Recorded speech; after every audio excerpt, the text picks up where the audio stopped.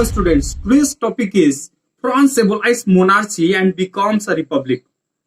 आज का टॉपिक जो है वो इस पर डिपेंड करता है कि जो किंग था लुई 16 उसकी सिचुएशन क्या थी। अब सोचिए जरा, कोई राजा हो और राजा को अब इस तरह से उसकी पावर को लिमिट कर दिया जाए कि वो जो है किसी और के अंडर में काम करे, तो ये राजा को कहीं से अच्छा नहीं लगेगा। और यही सिचुएशन किंग की भी थी, उसे ये जो कंडीशन था वो अच्छा नहीं लग रहा था।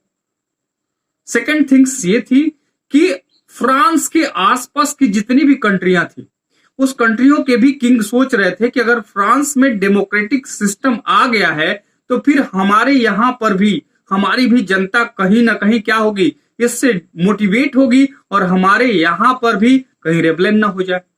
और इसलिए जो है आसपास की कंट्री जैसे प्रसा है, ऑस्ट्रिया है, ये सारी कंट्रियां क्या कर रही थी, ये सारी कंट्रियां इस उसमें थी कि किसी तरह फ्रांस में क्या कर दिया जाए, फ्रांस में फिर से मोनार्क सिस्टम लागू कर दिया जाए।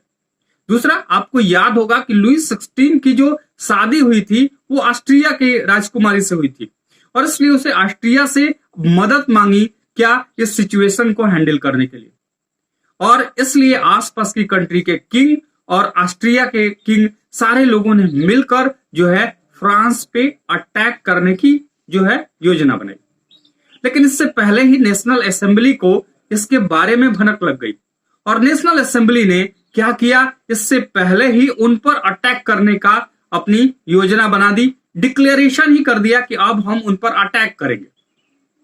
और फिर वही हुआ, फ्रांस की जो नेशनल असेंबली थी उसके लोगों ने क्या किया, उनके लोगों ने अटैक कर दिया किस पे, प्रसा ऑस्ट्रिया पे। अब यहां पर अटैकिंग हुई, लेकिन फ्रांस के लोगों में एक नई तरह का क्या होने लगा, एक नई तरह के रूमर्स फैलने लगे, एक नई तरह की जो है बात फैलने लगी, जिसमें फ्रांस के सारे लोगों ने क्या किया, फ्रांस के सारे जो थर्ड स्टेट के फर्स्ट ग्रुप और सेकेंड ग्रुप के लोग थे, उन लोगों में ये बात फैलने लगी कि यह क्या है, हमारी नेशन की लड़ाई है और इसमें हम सबको मिलकर लड़ना चाहिए। तो थर्ड स्टेट के फर्स्ट ग्रुप और सेकेंड ग्रुप के लोग जो है इस लड़ाई में जो है लगभग सारे मेल्स जो है चले गए। सबसे पहले उन्होंने एक मर्सिलेस सॉन्ग गाया और यही मर्सिलेस सॉन्ग जो रोजर डी लाइल, नोट डाउन, रोजर डी लाइल का सॉन्ग था, आज भी फ्रांस का नेशनल एंथम है। दो मर्सिले गाया और सारे लोग कहां चल दिए, उनसे लड़ने चले गए। लड़ाई छिड़ गई, लेकिन इस लड़ाई में जो है फ्रांस के जो लोग थे जो लड़ रहे थे उनको बड़ा ही इकोनॉमिक क्राइसिस झेलना पड़ा। और इस इकोनॉमिक क्राइसिस में अब क्या हुआ, सारा जो परिवार को चलाने का जो बोझ था वो किस पे आ गया, वो फीमेल्स पे आ गया, औरतों पे आ गया। और सारी औरतों ने अब इसका जो है क्या लिया, क्योंकि नेशन की बात थी और यह जो है एक पेट्रियोटिक थिंग्स थी और इसलिए सारी वुमेन्स ने अब ये सारा जो है अपने ऊपर जो है रिस्पॉन्सिबिलिटी ले ली। बचा कौन था, थर्ड ग्रुप के, थर्ड स्टेट के लोग, सेकंड स्टेट के लोग, जिनको पैसिव सिटीजन्स भी कहा जाता था। अब ये लोग जो है जैकोबियन क्लब जाना शुरू कर दिए।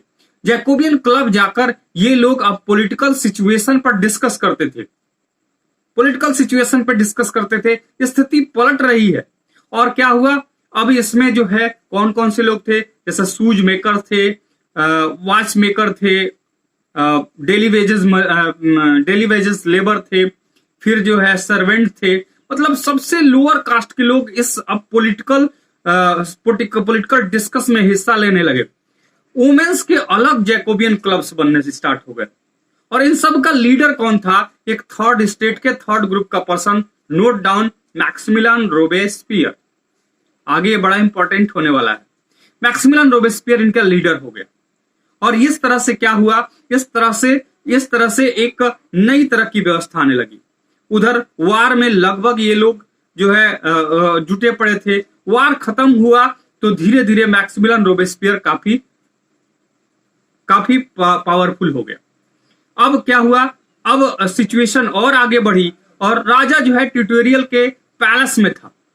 इधर जो है क्राइसिस बढ़ रही थी और क्राइसिस बढ़ने के साथ साथ क्या होने लगा, क्राइसिस बढ़ने के साथ साथ यहां पर लोगों की इकोनॉमिक कंडीशन भी खराब होने लगी और इसलिए मैक्सिमिलियन रोबेस्पियर ने कहा इन सबका जो कोई दोषी है तो वो कौन है, वो किंग लुईस 16 है। और लोगों ने अब क्या किया, लुईस 16 पर हमला बोल दिया।